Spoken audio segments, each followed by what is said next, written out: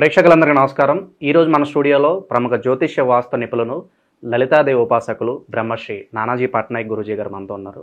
గురుగారితో మాట్లాడదాం. నమస్కారం గురుగారు. శ్రీమాత్రే నమః. గురుగారు, జూన్ మాసంలో ధనుసు రాశి వారికి ఓవరాల్గా ఏ విధంగా ఉండబోతుంది? ఆర్థికంగా, ఆరోగ్యంగా అన్ని విధాలుగా ప్రజెంట్ ఉన్న గ్రహస్థితి బట్టి వీళ్ళు ఎలాంటి జాగ్రత్తలు తీసుకోవాలి గురుగారు ధనుసు రాశి వాళ్ళు? అండి, ధనస్సు వారికి అర్ధాష్టం శని నడుస్తుందని ఒక భయం ఉందండి వారికి. ఒకటే శని అనగానే ఎంతసేపు కష్టాలని కాదు. 4th హౌస్ సాటర్న్ అంటే నువ్వు ఏదైనా చదువు విషయంలో అండర్ ఎస్టిమేట్ వేసుకుంటావు. అంటే నాకేంద్రే పాస్ అయిపోతానులే అనుకుంటావు. అది మంచిదే, ధీమా, ఓవర్ కాన్ఫిడెంట్ ఉండడం మంచిదే. ఓవర్ అయిపోతాం, అది చేయకూడదు. ఒకటి. రెండవది, ఒక ఇల్లు కడుతున్నామండి, ఒక ₹1 కోటి అవుద్ది అనుకుందాం. ₹1 కోటి అవుద్దనే విషయాన్ని మర్చిపోయి ఏముంది 50 లక్షలు అయిపోద్దని స్టార్ట్ చేసేస్తారు. 50 లక్షలు పట్టుకొని అయితే వస్తుంది, 1 కోటి అవుతుంది, లేదా 70 లక్షలు అవుతుంది. అరే ఏమిటి ఇలా అయింది ఏమిటి అని మధ్యలో ఆగిపోతుంది. సో ఇల్లు నిర్మాణం చేసేటప్పుడు, ఒక వాహనం తీసుకునేటప్పుడు, ఒక కోర్స్ చేసేటప్పుడు 4వ స్థానంలో శని సంచారం జరిగేటప్పుడు కొద్దిగా స్లో అవుతుంది. ఇది అర్ధాష్టమ శని యొక్క ప్రభావం. 4,000 అంటే అసెట్స్, భూములు, చదువు, ఇవి కదా. అలాగే మదర్ కనుక కొంచెం ఇల్ హెల్త్ ఉంది, కొంచెం ఆవిడ్ని కొంచెం కేర్గా చూసుకుంటుండాలి. ఎందుకంటే శని అనేది ఏంటంటే రోగకారకుడు. మనకి శనికి ఉండే కారకత్వాల్లో ఈ ధనుర్లగ్నానికి చూసుకుంటే మనం ఇంకొకటి, ధనుర్లగ్నానికి ఉండే గొప్ప విషయం కూడా ఏంటంటే గైడింగ్ నేచర్ ఉంటుందండి. అంటే లోపల నుంచే ఇన్సెల్ఫ్, అంటే వాళ్ళు బిల్డ్ అవ్వడమే ఒక గురువుగా బిల్డ్ అవుతారు వాళ్ళు. అంటే ఒక మంచి చెప్పడం, మంచి చేయడం, నెగిటివ్ అనేది ఉండదు వాళ్ళకి. అంటే ఒకడు చెడిపోవాలని ఉండదు. ఎక్కడో కోర్టులో ఒకరికి ఉంటారు, మనం రూల్డ్ అవుట్ అది. కానీ వాళ్ళకి ఏంటంటే అరే వీడికి ఇట్లా ఉంది కదా, మనం వీడికి ఏం మంచి చేయగలం అనే పాయింట్ ఆఫ్ వ్యూలో ధనుర్లగ్నం వాళ్ళు ఉంటారు ఫస్ట్ ఆఫ్ ఆల్. ఇంకా ఎవడో లగ్నం పాడైపోయిన వాళ్ళు లక్షలో కోట్లో ఒకరు ఉంటారు, మనం అది పక్కన పెట్టేద్దాం. అయితే ఇక్కడ ఏంటంటే ఈ అర్ధాష్టమ శని నడుస్తుంది కాబట్టి పర్టికులర్గా ఈ అంశాల్లో జాగ్రత్త తీసుకోండి. చదువుతున్నామా, కొంచెం ఎక్కువ కాన్సన్ట్రేషన్, ఎఫర్ట్ పెట్టాలి. ఓవర్ కాన్ఫిడెంట్ వెళ్ళకుండా. ఒక బిల్డింగ్ కన్స్ట్రక్షన్ చేస్తున్నామా, ఈ జాగ్రత్తలు కనుక తీసుకుంటే సరిపోతుంది మదర్ హెల్త్ విషయంలో.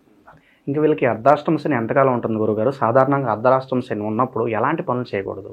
ఒకటేనండి, ఇందాక నేను చెప్పినట్టుగా ఈ కన్స్ట్రక్షన్ ఇట్లాంటి విషయాలు అవాయిడ్ చేయడం మంచిది. ఇంకా తప్పదు అనుకుంటే కరెక్ట్ ఎస్టిమేషన్ తీసుకోవడం మంచిది.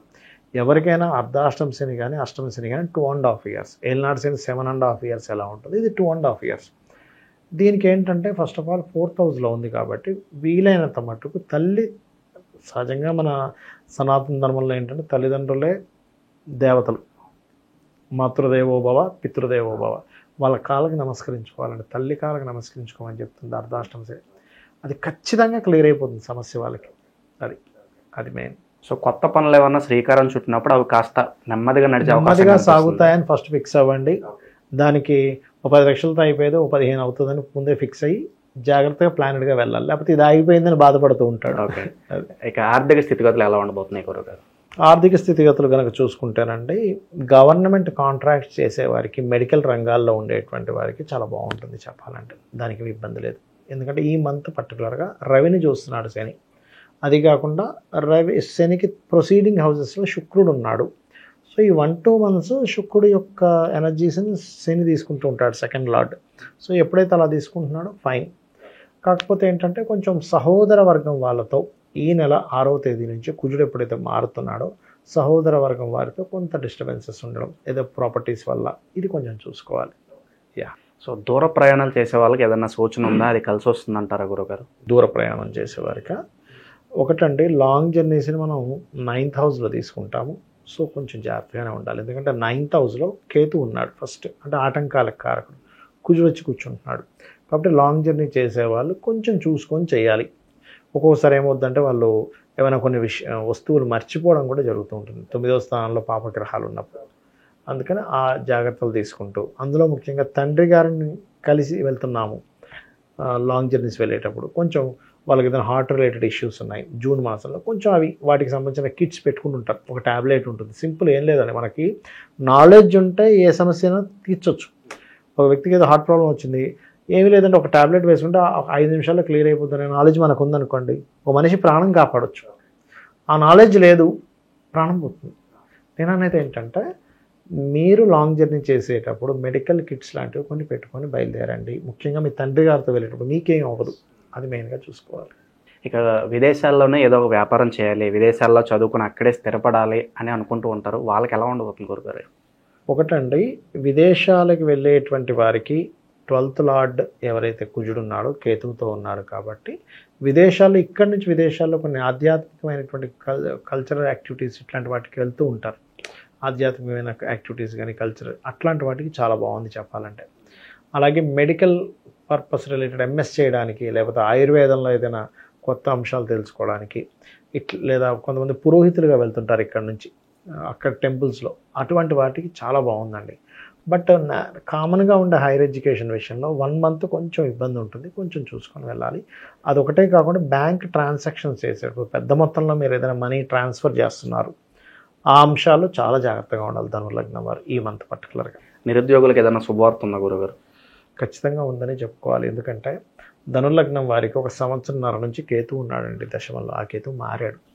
ఎప్పుడైతే కేతువు మారాడో ఖచ్చితంగా మీకు పాజిటివ్ ఫలితాలు ఇస్తాడు. అంటే గతంలో చేస్తున్న ఉద్యోగం మీద కాస్త నిరాశ నిస్పృహ ఉన్నటువంటి వారు ఇక్కడ నుంచి ఏంటంటే ఇప్పుడు నాకు ఏదో తెలియని ఒక ఎనర్జీ వచ్చిందని ఫీల్ అవుతారు. సో స్థానచలనం ఉంటుందా?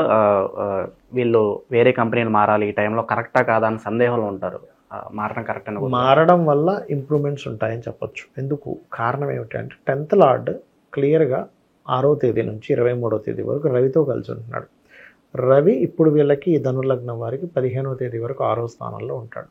సో పర్టికులర్గా 2nd వీక్ చాలా అనుకూలంగా ఉంది వీళ్ళకి ఉద్యోగస్తులకు చెప్పాలంటే. 1st వీక్ వదిలేస్తే 1st వీక్ 6వ తేదీ వరకు మేషంలో ఉండేవాడు, ఇప్పుడు ఈ మార్పు ఉంటుంది, అంటే వృషభంలో ఉండేవాడు మిథునంలోకి వెళ్తున్నాడు. సో ఎప్పుడైతే ఈ రవి 6లో ఉన్నాడో ఇది కొంతవరకు ఈ నెల మారడం వల్ల కొంత ప్రమోషన్స్ కోసం చేసే ప్రయత్నాలు, ఉద్యోగం కోసం చేసే ప్రయత్నాలు ఫలిస్తాయి. కాకపోతే నేను ఒకటే చెప్తా, ఉద్యోగం కోసం నీ వంతు ప్రయత్నం ఎంత చేస్తావో భగవత్ అనుగ్రహం కూడా మనకు ఉండాలి. అందుకని ఓం మాణిక్యం ఒకటాకార జానుద్వయ విరాజితాయ నమః చేసుకోండి, ఖచ్చితంగా బాగుంటుంది. ఏ వృత్తుల్లో ఉన్న వాళ్ళకి బాగా కలిసి వస్తుంది గురుగారు జూన్ నెల ధనుసు రాశి వారికి? ఏ వృత్తుల్లో ఉన్న వాళ్ళకి బాగా కలిసి వస్తుంది అంటే ఒకటేనండి, ఇక్కడ మీరు ఎనీ బిజినెస్ చేసేవారికి బాగుంటుందని చెప్పొచ్చు. ఎందుకంటే బుధుడు గురువు కలిసి ఉన్నారు. అకౌంట్ రంగాల్లో ఉండేటువంటి వారికి కన్స్ట్రక్షన్లో కొంత స్లో ఉంది, ఎందుకంటే 4లో శని ఉన్నాడు కాబట్టి. అకౌంట్స్, మార్కెటింగ్, డిజిటల్ మార్కెటింగ్ చేసేవారు, ఏజెన్సీస్కి, కన్సల్టెన్సీ సెంటర్స్కి, ఆడిటింగ్ డిపార్ట్మెంట్లో ఉండేటువంటి వారికి బాగుందని చెప్పొచ్చు. ఎందుకంటే గురువు బుధులు కలిసి సప్తమంలో ఉన్నారు కాబట్టి. ఇక వాళ్ళ పర్సనల్ చార్ట్లో ఏదైతే ధనయోగాన్ని ఇస్తుందో అది పర్సనల్గా చూసుకోవాలి. సో ఏ పనన్నా స్టార్ట్ చేసినా కూడా కాస్త నెమ్మదిగా జరుగుతుందని చెప్పి మనం మాట్లాడుకున్నాం గురుగారు. చాలా మంది కన్స్ట్రక్షన్ రిలేటెడ్ నిరాశలో ఉంటారు. చాలా మంది అబ్బా నేను ఏం పని చేసినా ఏం జరగట్లేదు, అంతా ఆగిపోతుంది. అలాంటి వాళ్ళు ఇన్స్టెంట్గా ఏ రెమెడీ చేసుకోవాలి గురుగారు? ఒకటేనండి, ఎప్పుడు కూడా మీకు శని యొక్క రిజల్ట్స్ వచ్చేటప్పుడు దాన్ని హోమాలకి వాటికి మీరు కనుక అటెండ్ అయితే, లేదా రన్నింగ్ చేయడం ఇట్లాంటివి అంటే ఫైర్ అనేది అక్కడ యాక్టివ్ అవ్వాలి. సింపుల్ అండి. ఇప్పుడు మనకి బాగా చలేస్తుంది అనుకుంటే చలిపోదు. ఒక చిన్న అగ్ని ఇలా వెలిగించండి, ఆటోమేటిక్గా పోతుంది. మీరేం చల్లని ఇలా పో అనక్కర్లేదు. ఆటోమేటిక్గా ఆ వేడి వల్ల చలి తగ్గుతుంది. అలాగే సాటర్న్ అనేది కోల్డ్ ప్లానెట్, చల్లదనాన్ని ఇచ్చేది స్టోరేజ్ ప్లానెట్ అంటారు. అంటే స్టోర్ పెట్టుకునేదానికి అంతా సాటర్న్. అందుకే చూడండి, మనం నిలవ పెట్టాలనుకోండి ఫ్రిడ్జ్లో ఒక 10 రోజులు ఉన్నా సరే పాడవదు, ఎందుకు కోల్డ్ ఇచ్చేది. అందుకని కోల్డ్ ఎనర్జీ పొందినటువంటి సాటర్న్ యొక్క ఎనర్జీస్ మీకు తగ్గాలి అంటే మీలో ఫస్ట్ ఉత్సాహాన్ని పెంచుకోవాలంటే కొంచెం జిమ్కి వెళ్ళడము, రన్నింగ్ చేయడము, వాకింగ్ చేయడం చేస్తూ హోమాలకు ఎక్కువ అటెండ్ అవ్వాలి. ఎందుకంటే ఫైరీ ఎనర్జీతో మీరు ఎప్పుడైతే కనెక్ట్ అయి ఉంటారో సాటర్న్ ఎనర్జీ వచ్చేటువంటి నెగిటివ్ ఎనర్జీస్ తగ్గుతాయి. ఏదన్నా దానాలు విశేషంగా చేసుకుంటే బాగుంటుందా గురుగారు వీళ్ళు? ఎప్పుడైనా కూడా గుర్తుపెట్టుకోండి, శని నడిచేటప్పుడు తెల్ల నువ్వులు, నీలం రంగు వస్త్రం సాటర్డేస్ దానం ఇచ్చుకోవచ్చు.